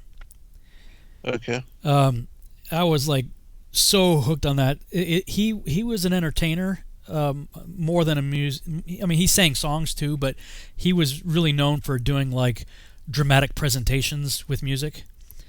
And so he would tell stories like parables, so to speak, and maybe sing a chorus, as part of it or whatever. And he had some really, really good ones. But one of them was called The Champion. And basically, of course, now looking back on it, there's plenty of things both theologically and cosmologically that I would disagree with, especially cosmologically. So bear that in mind. This is from the 80s now. But he this is right about probably on the heels of Rocky 3 and during Rocky 4, that time frame when Carmen came out with The Champion, and it's a cosmic battle between Satan and Jesus. And I just, for some reason, it popped into my head like about a week and a half ago, and I just decided to do a search for it on YouTube, and sure enough, I found it. The live presentation, if you listen to it, is okay, but if you find the actual studio recorded version of it on there,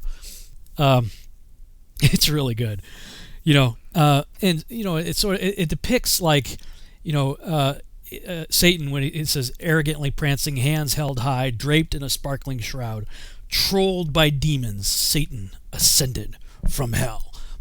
And it's like, and Jesus, and they get in the ring. It's like Satan's like, I'm gonna bust you up, and Jesus goes, go ahead, make my day, and just right. And then when it gets, the fight starts and everything, and you have this big, showdown, and it says the final blow saved for the final round.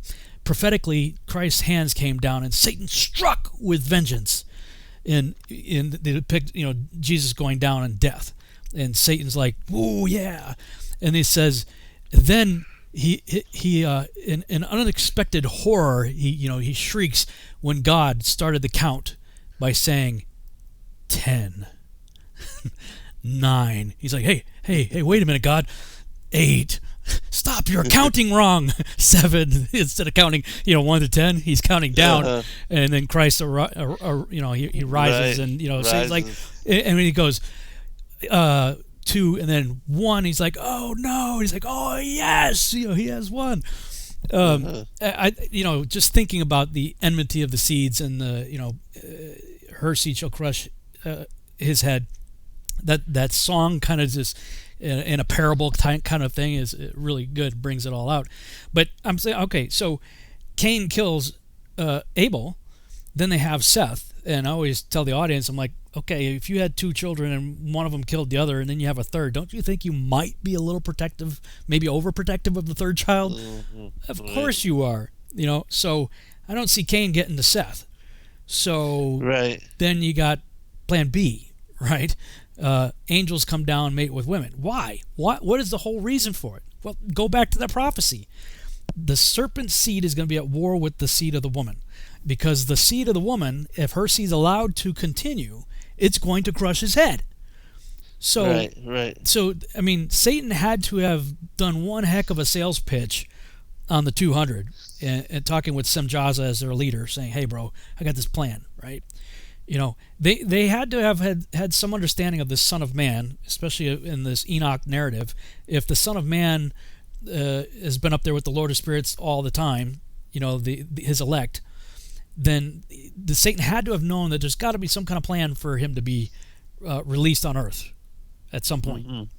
And so his plan then would have been to create a counterfeit Son of God. Oh, how about over 200? How about 600,000? Great men of renown that over many different cultures would become worshipped as gods for thousands of years. Yes. You talked about earlier the various other gods of antiquity. Pick a civilization, they had their gods. Right. And they had their sons of God. So you had all these counterfeit sons of God until Yahuwah himself decided to release the Son of Man, the elect one on earth, as the one and only true Son of God. Right. Yeah, exactly. I mean, the whole purpose, is to exalt the throne above the stars and the clouds of God, and to be like the Most High, to take his seat in above the crown, the mount of the congregation and the sides in the north. And so, yeah, the whole New World Order, in fact, it's, a lot of people think it's about global domination, global in quotes, and it's all about world government and police state tyranny and all that. But that's just to set up the beast's kingdom and then to hand it over to the Antichrist, the false Messiah. So everything is about diverting the true worship, stealing it, and for a time in being, the abomination of desolation that declares himself to be as God in the temple of God. And so, yeah, the whole story, the war in heaven, what I call the great contest, it's all about the efforts of Satan especially, but Legion together, because we are many. They are attempting to set up kingdoms of their own to rule in impunity, to not be servants but to be like God for the time that they are allowed. And so, yeah, that's the fullness of the story. And I think that's why it's so important that people examine the Book of Enoch to understand the greater context of that story, because it also links to the whole provision in when Joshua and the patriarchs enter into the promised land to take back what had been stolen by the Canaanites. The whole provision to slaughter every man, woman, and child. And unless you understand how they were involved in abomination, they were worshiping their fathers, these fallen angels, as the pantheon of gods and goddesses, how they were involved in a ritual. The worship was connected with abomination, child victim sacrifice, cannibalism, the drinking of blood, all these different things, sexual depravity, homosexuality, orgies, even ritualized prostitution. I mean, these kind of things, unless you understand the origin of these people, where they came from, then you really don't understand the purpose of the war against them. Yeah, agreed. I mean, that was one of the things that really, in addition to the various proofs that you brought out, both from the canonical text as well as other things regarding the serpent seed, was I always had this thought in my head that these people are clearly of a different seed. Now, yes. Whether it was just of Nephilim, carry over, it is interesting that Canaan is the firstborn off the ark. I believe he was born on the ark, frankly. They were on the ark for a year, and he was already there for Noah to curse him. Right. Some people think that, when it says that Ham uncovered the nakedness of his father in the book of Leviticus, that's basically having sex with his mother. Right. And they're saying, see, Canaan was the offspring of Ham with his mother. I disagree with that. Yes. I think Put was, but Canaan was already present at the time when that event took place and Noah cursed him, because he had to be there to be cursed, right? So he's the first of the post-flood Nephilim, and the word Canaan means trafficker. So when you think of all the trafficking that's taking place with this certain group of people, it seems to me that they are at the very least that bloodline, if not going all the way back to Cain. And it may be one and the same anyway, because apparently the angels that came down and mated with women mated with the daughters of Cain in the first place. So Either way you look at it, there's clearly a different bloodline out there that is predisposed to just unbelievable evil that Right. the average person would never even think of doing. Right. Yeah, and as I had brought up in previous shows, Cain was even said to have a seraphic appearance, and that there even Christ alludes to his genealogy as being a brood of vipers, a den of vipers, and so the whole thing with we have the stories and the rumors and the mythology of reptilian people, the Nagas in India that were a serpent race.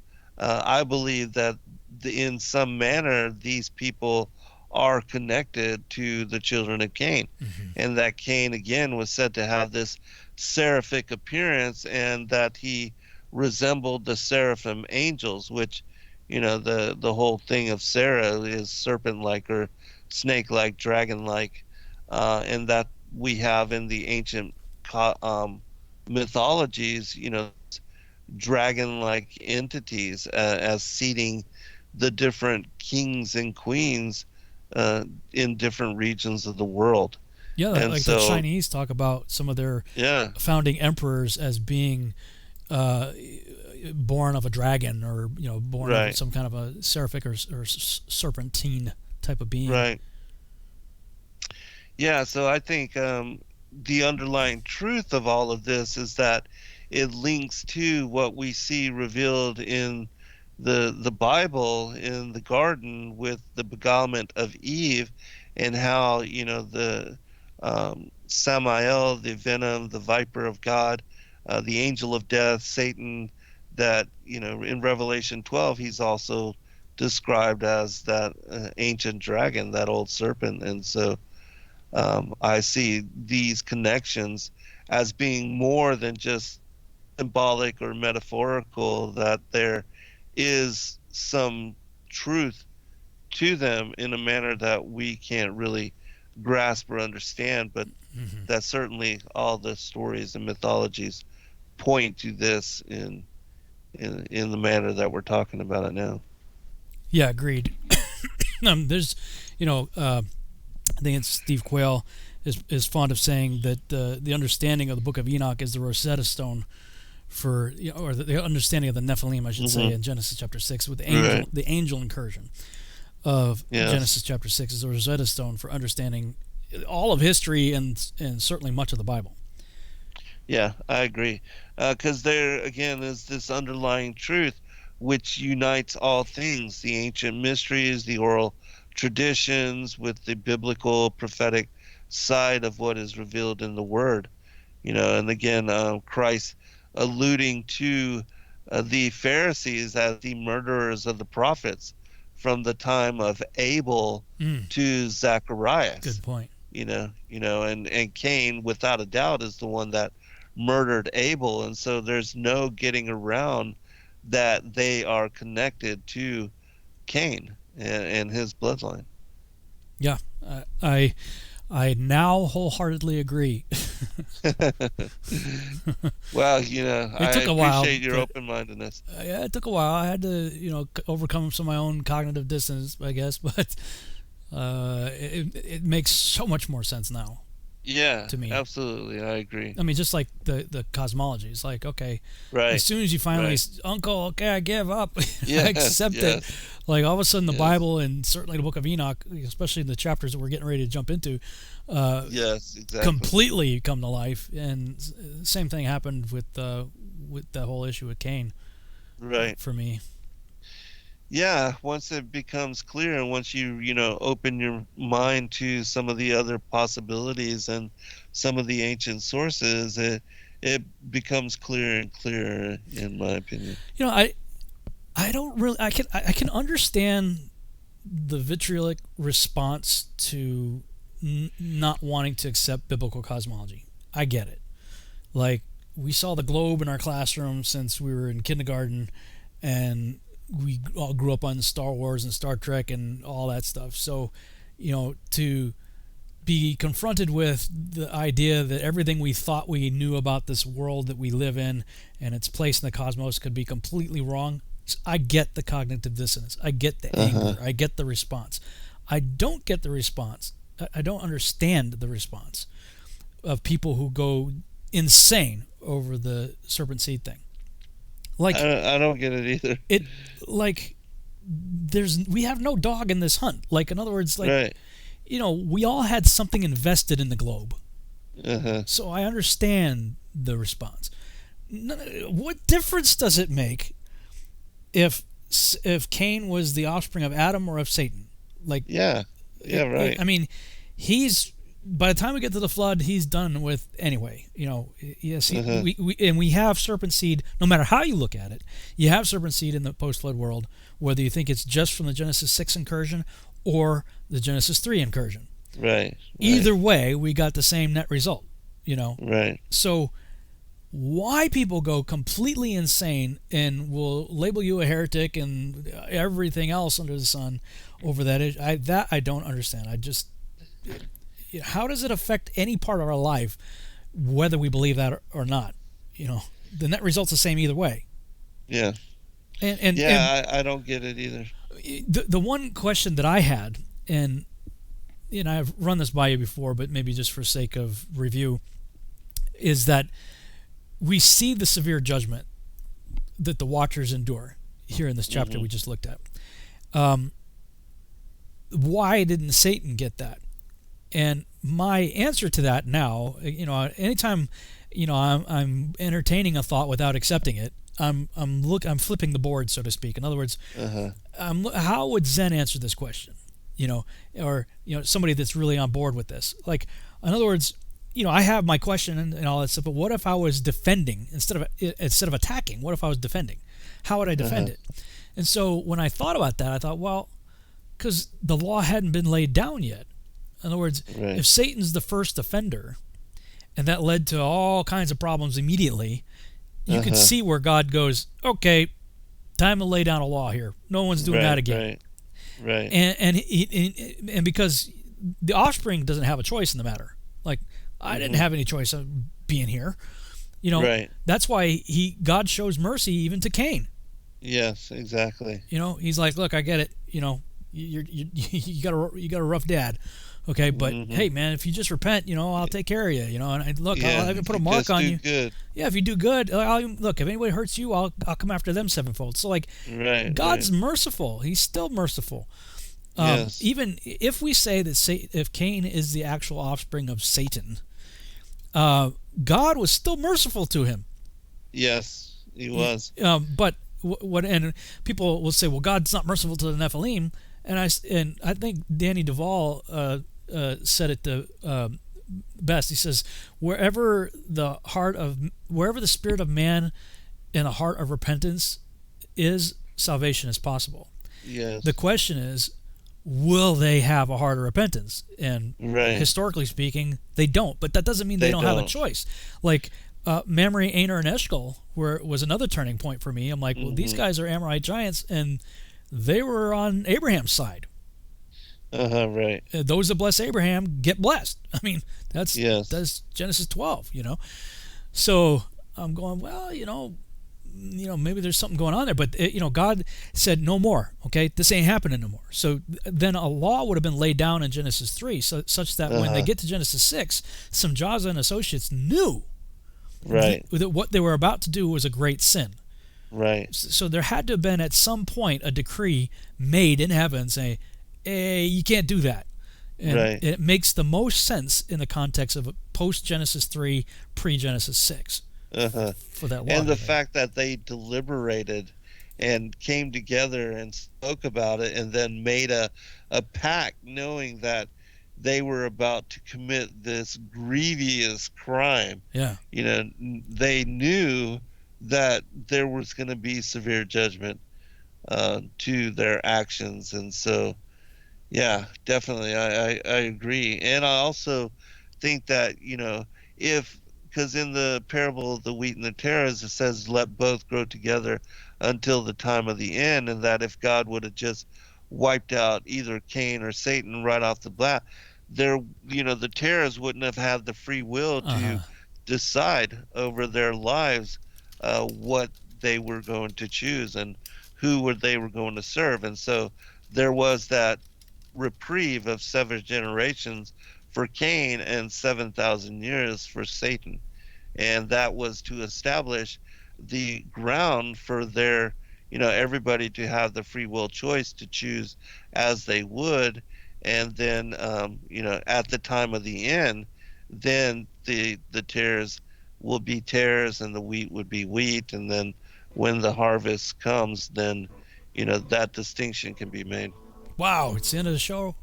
Oh man. Yeah, it's so crazy. Wow. It was a good one, brother. All right.